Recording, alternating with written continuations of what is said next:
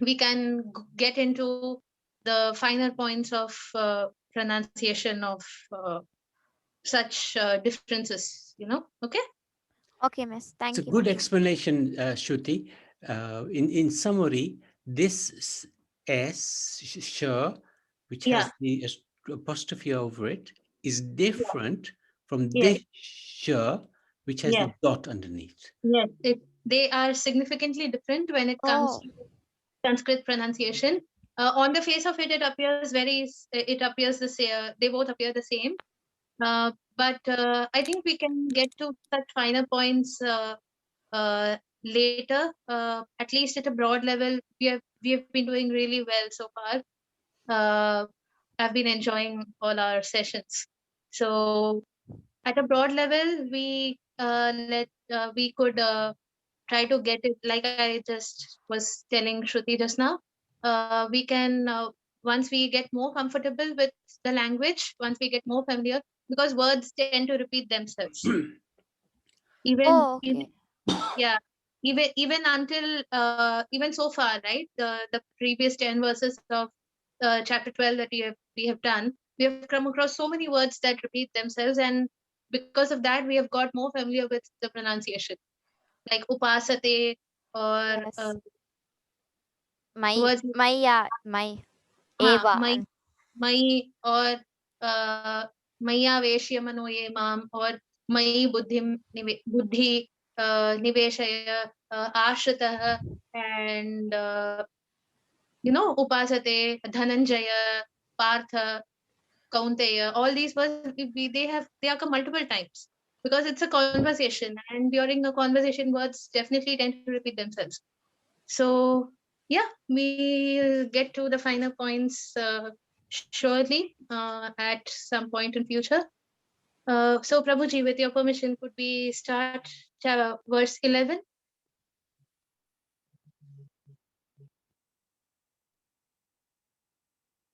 Thank you, Prabhuji.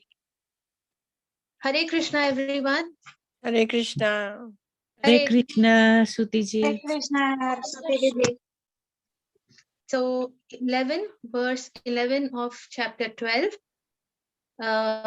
So the essence of this verse, the Lord says, if you are unable to work in this consciousness of me, then try to act giving up all results of your work and try to be self-situated. Okay, this is a little deep. Prabhuji, maybe you could guide us as to the deeper meaning of this verse uh, at some point during our discussion today. Yes, we could even do it now. This is, Prabhuji, for us to understand the verse. Yeah. yeah. So in the previous verse, Krishna explains that you should focus your mind. Sorry, if you cannot practice the regulations of Bhakti-Yoga, then work for me. By working for me, you will come to the perfect state. So the regulative principles of Bhakti-Yoga are the chanting, the reading, so that we become close to Krishna. So if you can't do that, Krishna says, if you can't chant, then do something for me, because by doing something for me, you'll come to the perfect stage. And now Krishna is saying, if you can't even work for me, if you can't do anything for me, then whatever work you're doing, if you're going to the office and you're working for somebody else, then don't be attached to the fruits of that work. Don't think it's yours. You're working, yes, but actually, all you can do is desire. The work is being done by the body, which is controlled by the devatas. So that actually doesn't belong to you. I am doing it for you through the devatas. So don't be attached. Give up the results of your work. Don't be attached to the results of don't be attached to your salary. You can use your salary for your family, for me. You can do it like that. But don't think it belongs to you and you're going to keep it and nobody else can touch it. It basically is trying to say that if you can't work for me, then whoever you're working for, that's fine. But don't think that whatever the fruits are belong to you. They don't belong to you. And if you feel that, if you really believe it doesn't belong to you, you will be self-situated. You will be happy in yourself because you won't have any anxieties. You won't be thinking, this is mine, I have to protect it. You'll be thinking, this is Krishna's, and it's up to him how he wants to use it. Does that make sense? Yes, Prabhu. Yeah? Any questions Yes, on that? Prabhuji. Okay. So Krishna is basically saying, if you can't work for me, that's fine. You're working for somebody else, but don't be attached to the fruits of that work. That's actually amazing that Krishna's giving so much options. So if you can't do tapasya, do something, just chant my name. If you can't chant for name, do service for me. If you can't do service for me, why don't you just go and not say the fruits of the results are you? That's actually amazing. How he's Well giving so done, much, Shruti. so much options. You're really very intelligent girl. I tell you that. You're very intelligent, and you picked it up straight away. Krishna's being so flexible. Yeah, well done. Thank Very you. good girl.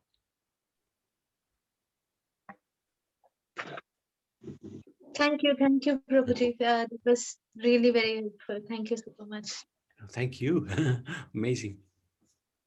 Okay, so we'll get started with verse 11.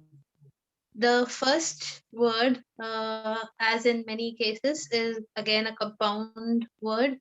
If you look at the Devanagari, it's a single compound word. But of course, in the English, it has been broken up into multiple smaller words for the purpose of understanding. So in Sanskrit, the first word is Athaitadapya Shaktosi. So it is a compound word made up of the following. Atha meaning although or even though. Etad meaning referring to this particular act or action. Api meaning also. Ashakta meaning unable to or incapable of. Asi is a state of being. So Asi meaning, because now here in this case the Lord is speaking to Arjuna. So Asi means you are. So when these four words combine, so Atha, Etat, Api, five words. Atha, Etat, Api, Ashakta, and Asi. 5 words. When these 5 words combine, it becomes Athaitadapya Shaktosi. So essentially the Lord says, even though you are unable, now further the other words, Kartum. Kartum means to do or to perform. So we can relate this to many other action related words that we frequently come across. So karma meaning action or work. Karta means the doer of the action. Karya is also a word that refers to work. And kartum is the act of doing work or to do or to perform work. So the root is the same, and depending on the usage of the word or the context in which that word is going to be used or the purpose for which that word is going to be used, the form or the word keeps changing. So kartum meaning to perform. The next word, madhyogam ashritah. So it appears as one word, but when you break it up, it becomes mat meaning unto me, that is unto the Lord. Yoga meaning in devotional service, bhakti yoga. Ashritah means to take refuge or to take shelter at the feet of the Lord. So ashraya is a word indicating shelter or refuge. So ashritaha is the act of seeking refuge or the act of taking shelter at the feet of the Lord. So madhyogam ashritaha. So the first line from the beginning, athai tadapya shaktosi kartum madhyogam ashritaha. So the Lord says, if even though you are unable to perform devotional service unto me, even though you are unable to fully develop consciousness of me, then in the next line, the Lord offers the alternative. Sarva karma phalatyagam. This is fairly simple. Sarva meaning all or everything. Karma meaning activity or action. So sarva karma meaning all kinds of activities. Phala meaning fruits or results. Tyagam meaning to give up or the act of renunciation or the act of giving up. So sarva karma phala tyagam. Give up all the results of your work. Try not, as Prabhuji mentioned, try not to get attached to the results of the actions that you perform. Tata, the next word. Tata, that is then or in that case. Kuru. Kuru means to do or to perform again. Yatatmavan. Yatatmavan means to be, as the Lord is trying to say, self-situated or self-satisfied. Okay, so let us begin with one by one word at a time. Athaitatapyashaktosi. Apyashaktosi. Athaitatapyashaktosi. Apyashaktosi. Athaitatapyashaktosi. Apyashaktosi. Kartum Kartum madhyogamaashritah. madhyogamaashritah. The last word is relatively simple. Mat yogam ashrita. So when it combines, when these three words combine, it becomes madhyogam ashrita. The split is clearer in the English interpretation. Madhyogam ashrita. Okay. Madhyogam ashrita. Madhyogamaashritah. Kartum madhyogamaashritah. Madhyogamaashritah. Kartum madhyogamaashritah. Kartum madhyogamaashritah. Athaitadapyashaktosi. Adhyayepi samposhi. Kartum madhyogamaashritah. Kartum madhyogamaashritah. Athaitadapyashaktosi. Adhyayepi samposhi. Athaitadapyashaktosi. Adhyayepi samposhi.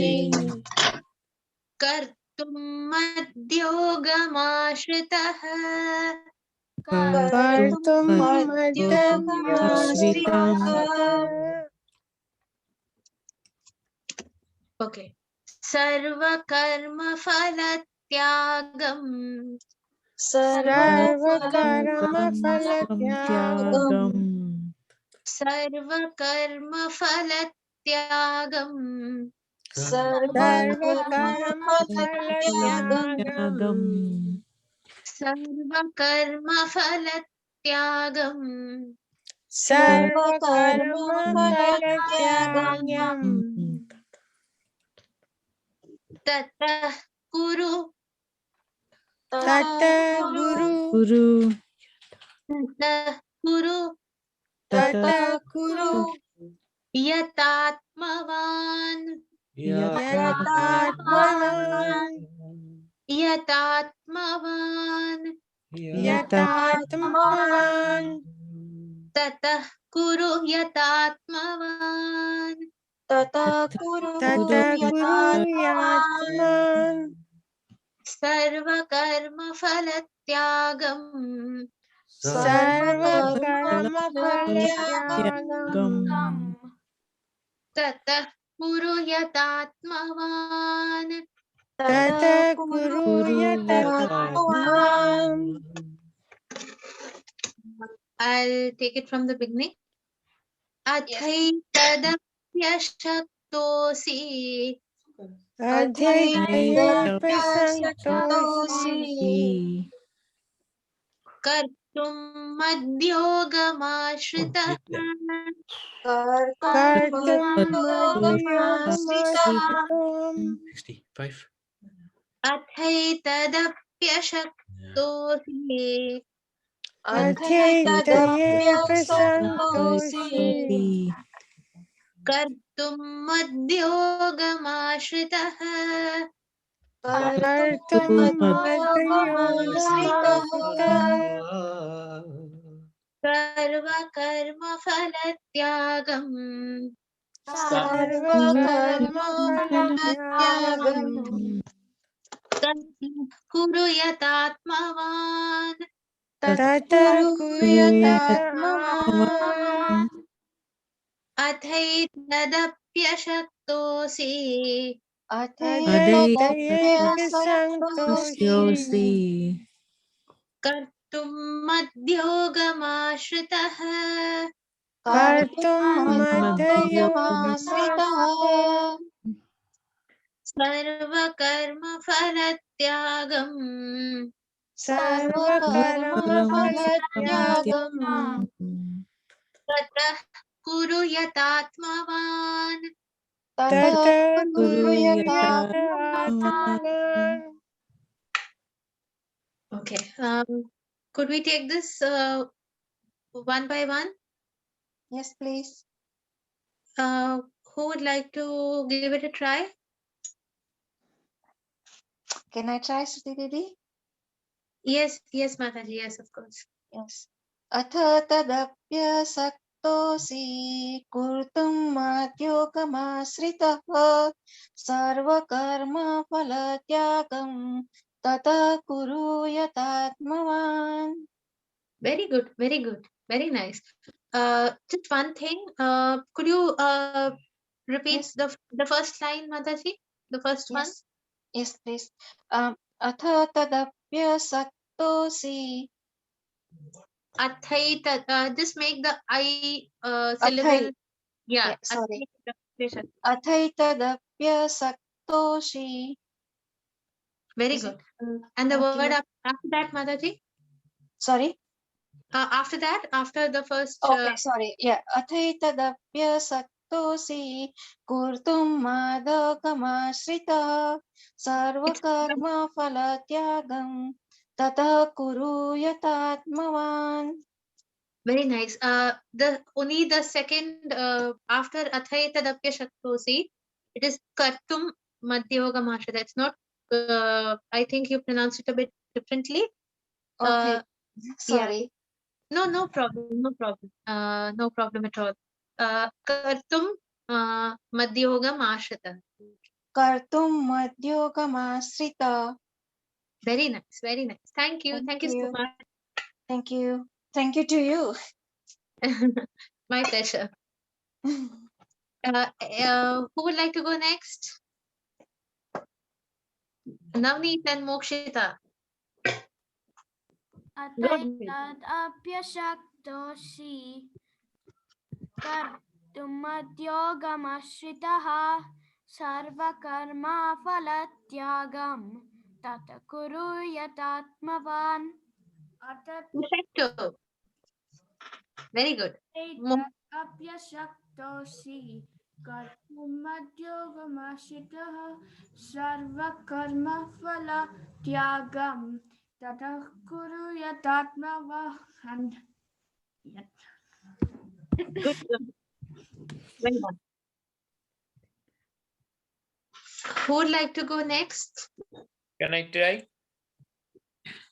Yes, yes, Prabhuji. Yes. Hare Krishna. Hare Krishna. Ato dakko shakto yoshi kartum mod jagam asrita sarvo karmo palo tagam tato kuru jatatno van.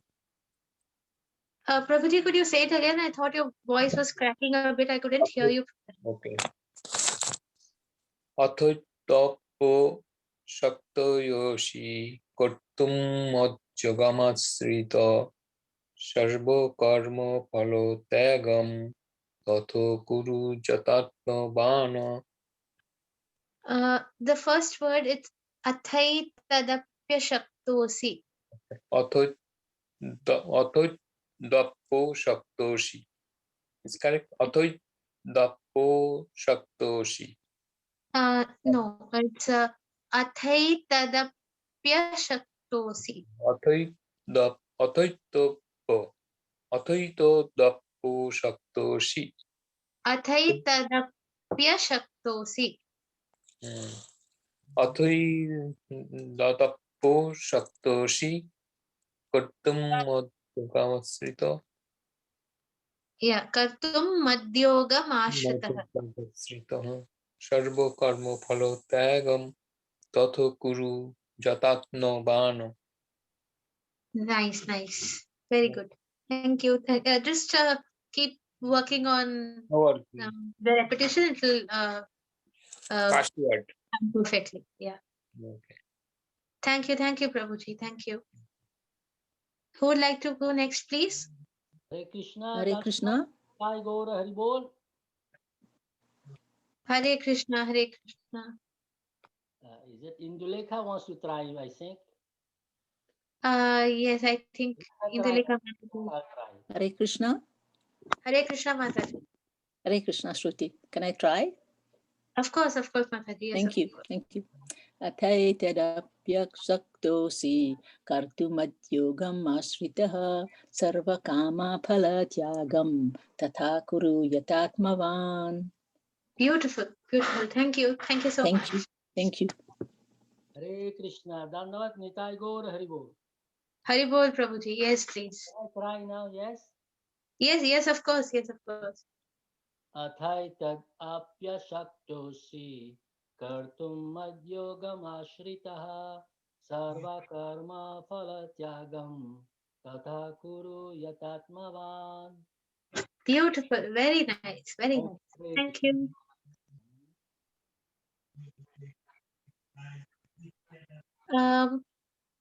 Who would like to go next? Can I have a go, Shruti ji? Yes, Mataji. Yes. Can I read the Sanskrit version, Prabhuji, if you don't mind, please? Sorry. Okay. Athatadya apayasoktosi kurvut madhyogamasritam sarva karma phalam tyagam tata kurvat yatatmavam. Okay. Once more, please. Athaitadapyasoktosi kurtvam madhyogamasritam sarva karma phala tyagam tata kurum yatatmavam. Very nice. Just a couple of observations. Kartum. That needs a little more clarity. Kartum. Madhyogam ashritah. It's not ashritam. Ashritah. And in the second line, Sarva Karma Phalatyagam was Perfect, no problem. Tata kuru. It's not kurum. It is just kuru. There is no dot on top of it to indicate the M sound, so to speak. So it is just kuru. Tata kuru yatatmavan. Everything else was perfect. Thank you. Thank you. Would Thank you you. like to recite it once more? Atharth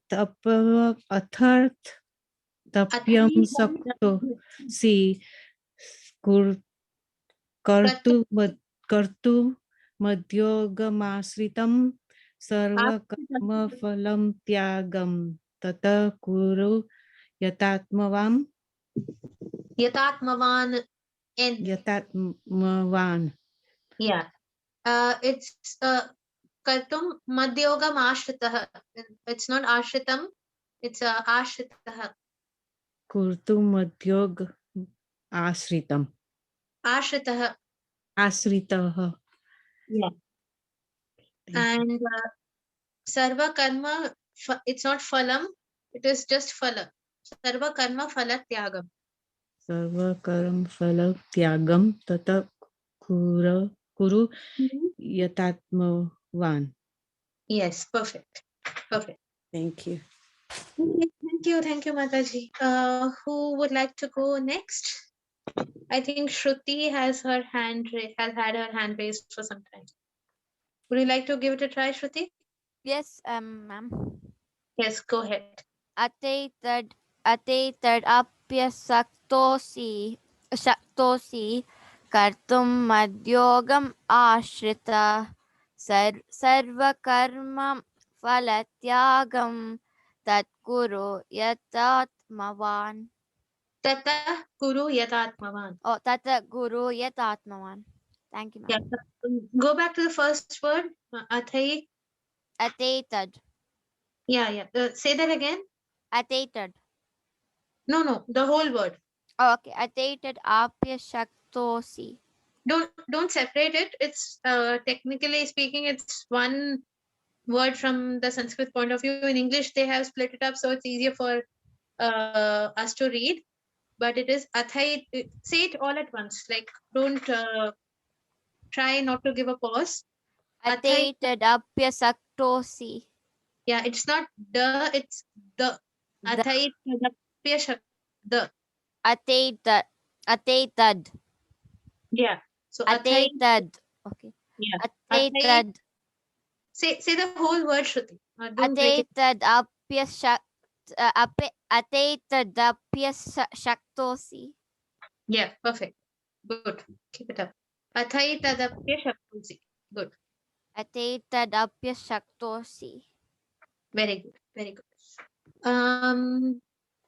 Anyone else who would like to try? Anyone? I'll try, Shruti. Yes, Mataji. Yes, please. Athetape sanktoshi kartum mada yogam asthara sarva karma phala tyagam tatakuru yata atmavan. Athai tadapyashaktosi. Atheta apyasaktoshi. The has to be a little more prominent. You have to actually pronounce it. Athai tadapyashaktosi. Atheta dapyasaktoshi. Yes, very, very nice. Very nice. This was perfect. Athai tadapyashaktosi. Atheta dapyasaktoshi. Perfect. After that, Mataji, kartum. Kartum mada yogam aristha. Ashritah. Ashitaha. Yeah, ashritah. Ashraya is a Sanskrit word meaning, like they say in Hindi, right? Prabhu ki sharan lena. Yeah. So sharan or ashraya are similar words, meaning take shelter at the Lord's feet or take refuge at the Lord's feet. So ashritah is derived from the word ashraya. Ashitaha. Perfect. Ashritah. कर्तुं मदयोगम् आश्रितः. Yeah, kartum madhyogam ashritah. Very good. Very nice. Thank you, Mataji. Thank you, Shruti. Anyone else left out? Did I miss anyone? Hare Krishna, Mataji. May I try? Yeah, yes, Mataji, of course. Yes, please. Hare Krishna. अथैतदप्यशक्तोऽसि कर्तुं मद्योगमाश्रितः सर्वकर्मफलत्यागं तथा कुरु यतात्मवान्. Beautiful. Very nice. Very nice. Thank you, Mataji. Thank you so much.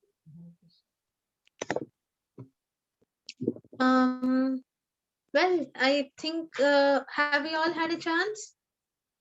Did someone get left out? Have you all had a chance trying verse number 11? Any questions? No questions? No one? Anybody want to do more practice?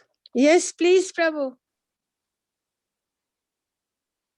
Would you like me, Mataji, would you like me to repeat the verse again? Yes, please. Yes. Yes. Yes, Okay. please. Athaitatapyashaktosi अथैतदप्यशक्तोषि kartum madhyogamaashritah कर्तुं मद्योगमाश्रितः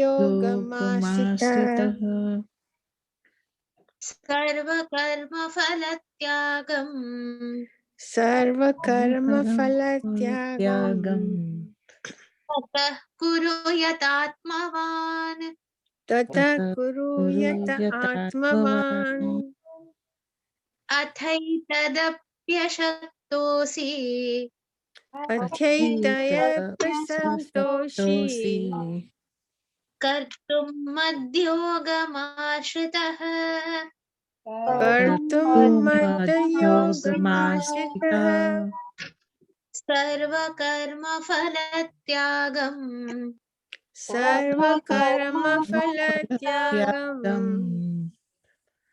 ततः कुरु यतात्मवान् ततः कुरु यत आत्मवान् अथैतदप्यशक्तोऽसि अथैतदप्यशक्तोषि कर्तुं मद्योगमाश्रितः कर्तुं मद्योगमाश्रितः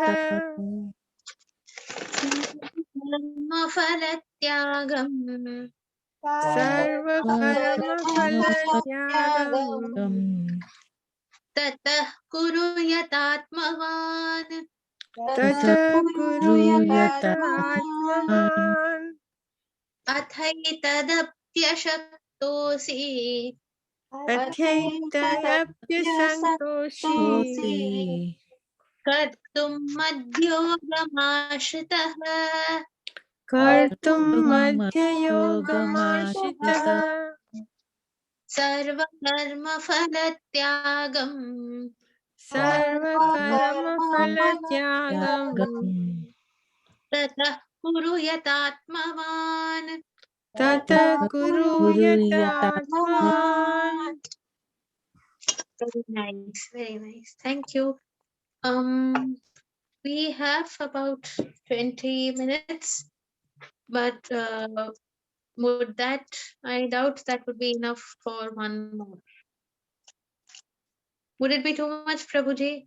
One more? Yeah, I think so. I think maybe if they got any questions about any of the previous pronunciations, that Yeah, might we can do be that. good. Yeah. Any questions regarding any of the previous verses that we have learned so far, whether it's the very first verse of the Gita or the first 10 verses that we learned? Any other questions? Navneet and Mokshita say no. No. Hare Krishna, you can test us. That's good. Oh, no, I'm no one to test. Even I'm learning so much. No, so Um, if we do mistake, you can tell us. Yeah, this is I wrong. can try. I can try my best. I can definitely try to do that. So we have enough time actually. I was just thinking, how about we do a run through of maybe every verse that we have learned so far. That'd be good. I was Yes, just going yes, to Prabhu. suggest that, Shruti ji. Yes, it'd be good. Yeah, Yes.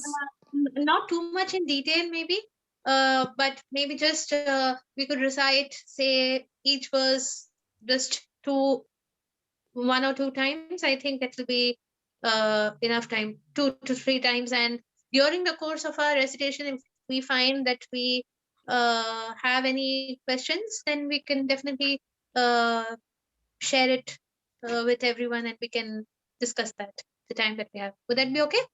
Yes. So we'll start with the very first verse of the Gita, if that's okay. Dharma kshetre kurukshetre. Yes. I'll start with the very first verse then. Dharma kshetre kurukshetre Dharmashetre Kurukshetre samaveta Samaveta Mamaka Pandavaschaiva Mamaka Pandavaschaiva Kimakurvata Sanjaya. Kim Akurvata Sanjaya. Okay, let me do it once more. Let's do each verse at least twice. We can revisit any particular verse that we find particularly difficult or slightly complex than the others.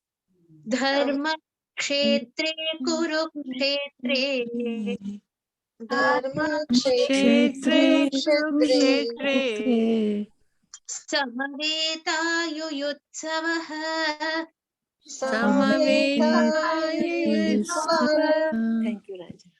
Mamaka Pandavachaiva Mamaka Pandavaschaiva Kimakurvata Sanjaya.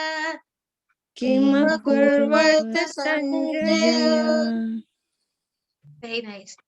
Any particular questions regarding the pronunciation or any words in this particular verse?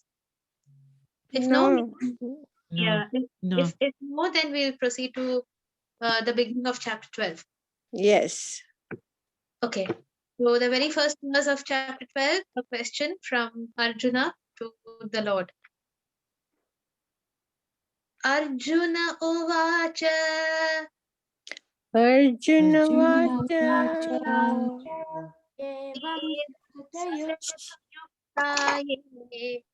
Evam Satatayuktaye Bhaktastvam Paryupasate Bhaktasvam Paryupasate Ye Chapyaksharam Avyaktam Ye Chape Aksharam Avyaktam Tesham Ke Yoga Vittama Tesham Ke Yoga Vittama Arjun Uvacha Arjuna Vacha Evam Satatayuktaye Evam Satatayuktaye Bhaktastvam Paryupasate Bhaktasvam Paryupasate Ye Chapyaksharam Avyaktam Ye Chape Aksharam Avyaktam Tesham Ke Yoga Vittama.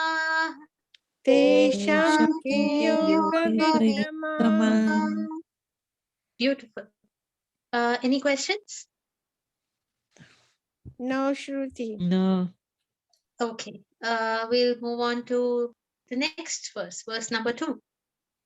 Shri Bhagavan Uvacha Shri Bhagavan Vacha Maya Veshya Mano Ye Mam Maya Veshmano Ye Mam Nitya Yuktam Upasate Nitya Yukta Upasate Shraddhaya Parayopeta Shardhaya Parayopeta Te me Yuktatamamata Te me Yuktatamamata Shri Bhagavan Uvacha Shri Bhagavan Vacha Maya Veshya Mano Ye Mam Maya Veshmano Ye Mam Nitya Yukta Upasate Nitya Yukta Upasate Shraddhaya Parayopeta Shardhaya Parayopeta Te me Yuktatamamata Te me Yuktatamamata. Very nice. Any questions? No, Shruti. Okay. So verses 3 and 4. Verse number 2. Ye tvaksharam anirdeshyam Etaksharam anirdesham avyaktam paryupasate avyaktam paryupasate sarvatra gam achintyam cha sarvatra achityam cha कूटस्थम् अचलं ध्रुवम् कूटस्थम् अचलं ध्रुवम् ये त्वक्षरम् अनिर्देश्यम् ये त्वक्षरम् अनिर्देश्यम् अव्यक्तं पर्युपासते अव्यक्तं पर्युपासते सर्वत्र गम् अचिन्त्यं च सर्वत्र अचिन्त्यं च कूटस्थम् अचलं ध्रुवम् कूटस्थम् अचलं ध्रुवम्. Any questions? Any questions on third verse? No, Shruti. No, Thank Shruti. you. Thank you. Okay. So we'll move on to verse number 4. Sanniyamyendriyagramam Sanniyamyendriyagramam sarvatra samabuddhayah sarvatra sambuddhaya ye prapnuvanti mameva te prapnuvanti mameva sarvabhutahite ratah sarvabhutahite ratah Sanniyamyendriyagramam Sanniyamyendriyagramam sarvatra samabuddhayah sarvatra sambuddhaya te prapnuvanti mameva te prapnuvanti mameva sarvabhutahite ratah sarvabhutahite ratah. Very nice. Any questions on this words? No. No, thank you. Okay. 5. क्लेशोऽधिकतरस्तेषाम् क्लेशोऽधिकतरस्तेषाम् अव्यक्तासक्तचेतसाम् Avyakta Avyaktasachetasam Satachetasam अव्यक्ता हि गतिर्दुःखम् Avyakta Avyaktahigatirdukham Higatirdukam देहवद्भिरवाप्यते Dehavadbhiravapyate Dehavadbhiravapyate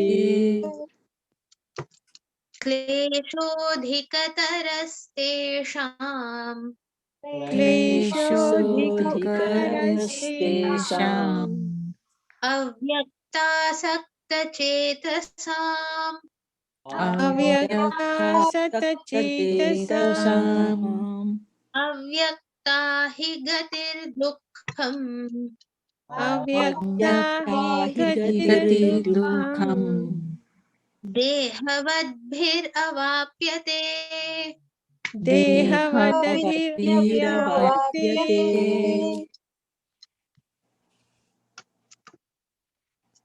Any questions? No, No. thank you. Okay, just give me one moment. I'll just close the door.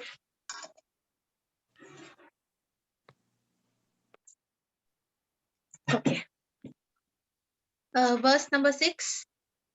ये तु सर्वाणि कर्माणि Ye tu Sarvani sarvani karmani मयि सन्न्यस्य मत्पराः Mai Sanyasya sanyasmatpara matpara अनन्येनैव योगेन Ananyayenaiva yogena yogena मां ध्यायन्त उपासते Mam dhyayanta Madhyayanta upasate upasate ये तु सर्वाणि कर्माणि Ye tu Yetu sarvani sarvani karmani karmani मयि सन्न्यस्य मत्पराः Mai Mai sanyasya sanyasya matpara matpara अनन्येनैव योगेन Ananyayenaiva Ananyayenaiva yogena yogena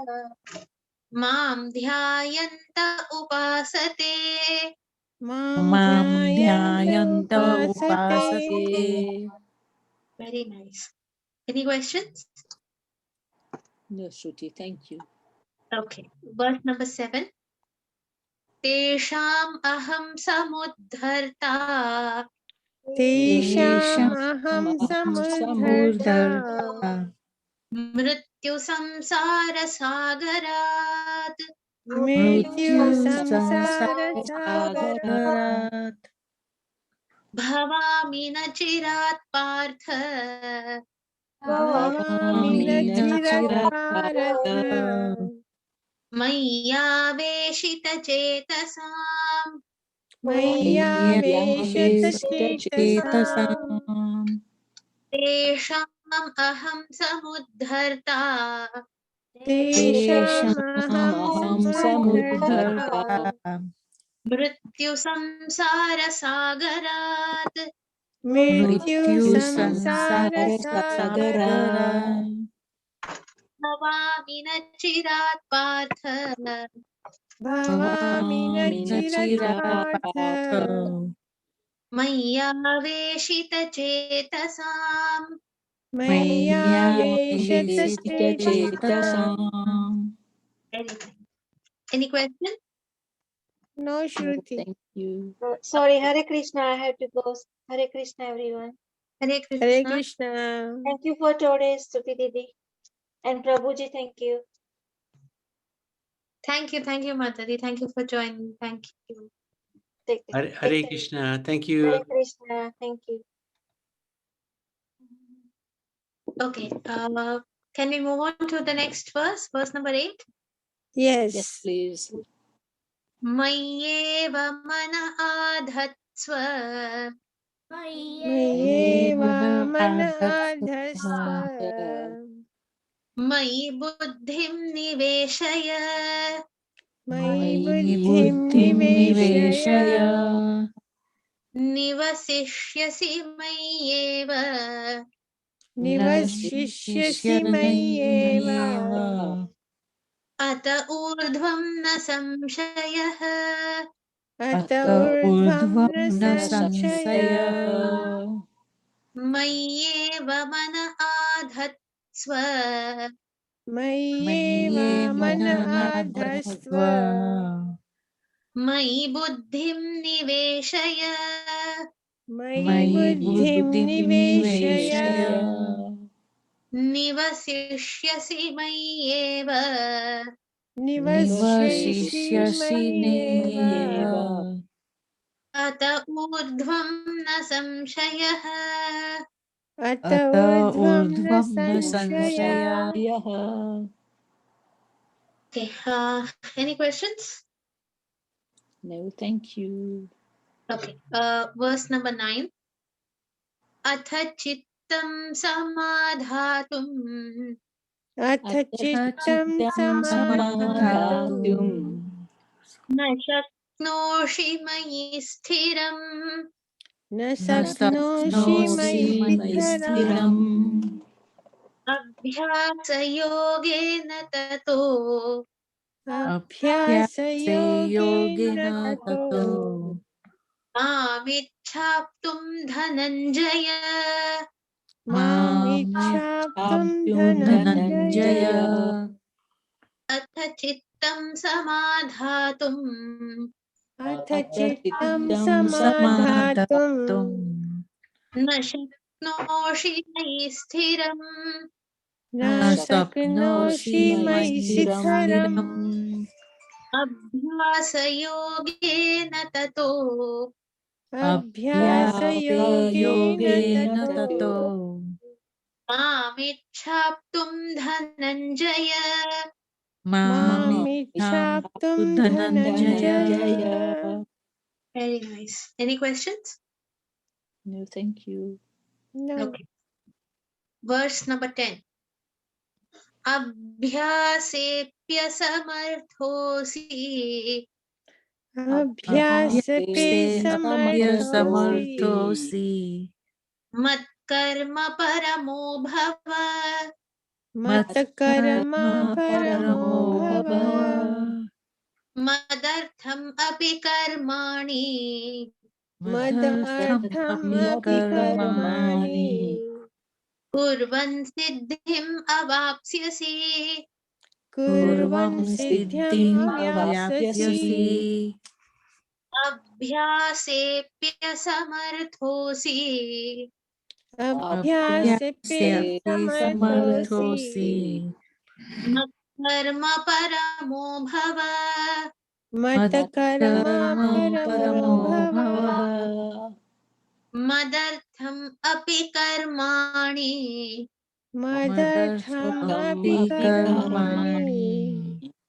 कुर्वन् सिद्धिम् अवाप्स्यसि कुर्वं सिद्धिम् अवाप्स्यसि. Any questions? No, Shruti. Okay, we'll round it off with the verse that we learned today. अथैतदप्यशक्तोऽसि अथैतदप्यशक्तोऽसि कर्तुम् मद्योगमाश्रितः कर्तुं मद्योगमाश्रितः सर्वकर्मफलत्यागम् सर्वकर्मफलत्यागम् ततः कुरु यतात्मवान् ततः कुरु यतात्मवान् अथैतदप्यशक्तोऽसि अथैतदप्यशक्तोऽसि कर्तुम् मद्योगमाश्रितः कर्तुं मद्योगमाश्रितः सर्वकर्मफलत्यागम् सर्वकर्मफलत्यागम् ततः कुरु यतात्मवान् ततः कुरु यतात्मवान्. Yay, very nice. Hare Krishna. Hare Hare Krishna. Krishna. Hare Thank you. Krishna. Thank you so much, Shruti. You take so much Yes. so much pain, like pulling all of us, like, and you are making sure that we understand and that we are able to pronounce properly. Thank you so much, Ruti. It's a blessing, Mataji. It's an honor. Thank you. Thank you so much. Thank you. Thank you. Fantastic. Thank so you, much, Shruti. Prabhuji and Shruti ji. Thank you. I thought I'll never learn Bhagavad Gita verses, but I am learning and I've got more confidence now. Well done. And the recording helps, Shruti ji's. Oh, yeah. Again and again we listen and write it down and it helps.